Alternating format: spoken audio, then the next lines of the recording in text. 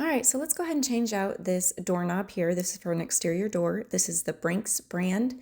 It's the only brand we've used, and we've went ahead and installed them into all of our rental homes. This is the Brinks commercial. It's a keyed entry doorknob with a deadbolt set, and it's in the matte black finish. First off, you want to go ahead and input the little deadbolt here. You're going to use the smallest flathead screws. Go ahead and screw those in. This one, you're going to want to make sure everything lines up when you go to install it. So I want to make sure that my little square's straight, and that way my two screw in sides, the little sides there where the screws go in, those need to line up perfectly and fit straight in there. See, it's got the two holes and the square. I'm going to go ahead and line it up, match it up. This is something easy anyone can do. These are going to be the doorknob screws. You're going to want to go ahead and put those in. My advice is to start with a screwdriver. Don't use a power drill. It can scrape the sides of the matte black knob, and you don't want to do that. Here's the finished project.